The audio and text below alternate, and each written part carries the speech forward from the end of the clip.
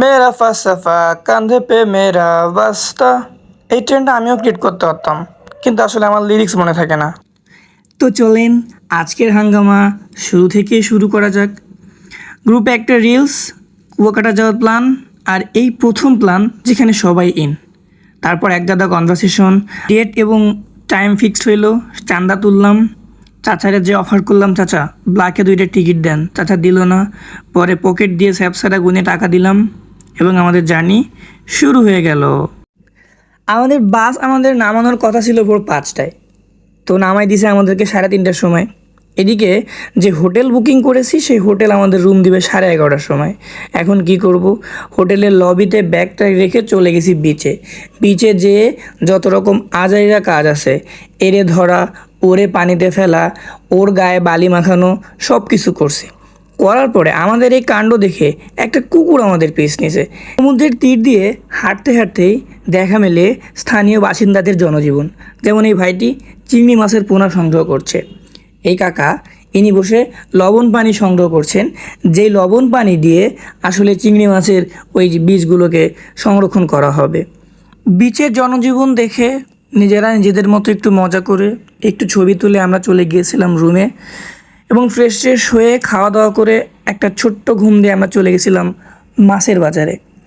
এটা হচ্ছে fish market, যেখানে হচ্ছে আমরা বারবিকিউ করার জন্য টুনা ফিশ নিয়েছিলাম, লইট্টা ফিশ নিয়েছিলাম, আর নিয়েছিলাম কাঁকড়া। এখানে কাকা বলছে আপনারা জিতছেন, কিন্তু আমি জানি কাকা ঠিকই আমাদেরকে চুনা লাগানোর চেষ্টা করছে, যদিও পারে নাই। আমরা অনেক দামাদামি করছিলাম, অনেক দামাদামি করে হচ্ছে আমরা খাবারগুলো নিয়েছি। গরম গরম খাবার পেয়ে আমরা সবাই খুশি। অনেক দিন খাই না টাইপের একটা অবস্থা, আসলে সেরকম না, আমরা সবাই খাচ্ছিলাম। কিন্তু এই যে খাওয়ার মধ্যেও, ট্যুরের মধ্যে ওই যে এক গ্রুপ থাকে না, যে সবাই খাচ্ছে কিন্তু ওর কাজ হচ্ছে এই ফোনে, ওই যে তু মেরে সে প্যার কাটতে আর নাই কাটতে ইয়ে বাতা, এই হচ্ছে সেই বান্দাটা। খাওয়া দাওয়া শেষ করে সমুদ্রের পাড়ে বসে সমুদ্র বিলাস করছিলাম। এমন সময় যার চেয়ার সে এসে বলল, ভাই আপনার সময় শেষ, উঠে যেতে হবে। অগত্যা উঠে গেলাম। তো ভোর ভোর আমরা চলে গিয়েছিলাম হচ্ছে সমুদ্রের পাড়ে। আবহাওয়া অনেকটা খারাপ ছিল, আমরা ফুটবল নিয়ে গেছিলাম, অনেক বড় বড় ঢেউ ছিল, আমরা সেখানে ঢেউয়ের সাথে খেলা করছিলাম, কিন্তু আসলে ঢেউয়ের সাথে পারা মুশকিল। সবাই অনেক মজা করতেছিলাম, এ ওর পিঠে উঠতেছিল, কেউ বেলিংহামের পোজ দিচ্ছিল। বিচ ফাঁকা হওয়ার দরুন আমরা একটা ফুটবল ম্যাচ শুরু করে দিলাম, যে ম্যাচের ফলাফল ছিল অনিশ্চিত। একটা বাচ্চা আমাকে আঙ্কেল বলে ডাকায়, তাকে একটু দৌড়ানি দিলাম। পরে সে তার মাকে ডাকতে গেল, তার মায়ের ভয়ে চলে গেলাম হোটেলে। হোটেল থেকে বিকেলের দিকে বাইকে করে গেলাম লেবু বনের দিকে। লেবু বন আসলে একটা চিপা জায়গা, চিপা চাপা দিয়ে যাইতে হয়, যেখানে যাওয়ার জন্য বাইক আর ইজি বাইক ছাড়া অন্য কোনো যানবাহন পাওয়া যায় না। তো এই চিপা চাপা দিয়ে যাচ্ছিলাম। যাওয়ার পরে সেখানে গিয়ে পাইলাম হচ্ছে সুন্দরবনের ঐতিহ্যবাহী গোল ফল। সেটা আসলে কীভাবে খেতে হয় আমার সাথীরা জানে না, তাদেরকে দেখাচ্ছিলাম যে আসলে ভিতরে কি খাবার থাকে। দোল দোল দুলুনির তালে আমরা সবাই দুলতেছিলাম, কিন্তু দুলে যেই না উঠলাম, সে একটা কাকা এসে বলল বকশিস লাগবে। এরপর এই ভাইটা আসলো 2টা পর্যটক ভাইকে মুরগি বানানোর জন্য। তো তারপরে আমরা চলে গেলাম ঝাউবনের দিকে। ঝাউবনে ঢোকার আগে এক কাকা ডেকে বলল যে বাবা ভিতরে যেও না, ঠ্যাক দিয়ে দেবে। বললাম কাকা আমরা 9জন মেম্বার আছি, আমরা এই উল্টা মানুষকে ঠ্যাক দিই।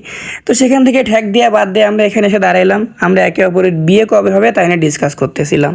আস্তে আস্তে সন্ধ্যা হয়ে গেল। এখানে একটা রেল লাইন বানাই গেছিলাম যাওয়ার সময় ইজি বাইকের, সেই রেল লাইন দিয়ে আমরা ঘরে ফিরতেছিলাম। ফিরে চলে গেলাম হচ্ছে আমরা এই অ্যাস্থেটিক শপগুলোতে, যেখানে আসলে মানুষকে স্ক্যাম বানানো হয়। তো আমরা এখান থেকে আমাদের পছন্দের মতো আচার, শুটকি যা ছিল সেগুলো কিনলাম। কেনাকাটা করে হোটেলে ফিরতে অনেক রাত, অনেক ক্ষুধা লাগছে, খেতে হবে। খাওয়া দাওয়া করলাম। খাওয়া দাওয়া করে দেখি খাওয়া দাওয়ার বিল আসছে আমার ট্যুর বাজেটের অর্ধেক।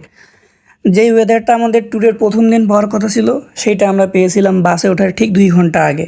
তো আমরা চলে গিয়েছিলাম সমুদ্র বিলাসে। ভিজে টিজে বাসে উঠে আমরা চলে আসছিলাম। লাস্টে আমরা পায়রা সেতুতে একটা বিরতি দিয়েছিলাম। সেখানে বিরতি শেষে খাওয়া দাওয়া শেষ করে স্টারশিপ মিল্ক ড্রিঙ্ক খেতে খেতে আমরা খুলনায় ফিরে আসি।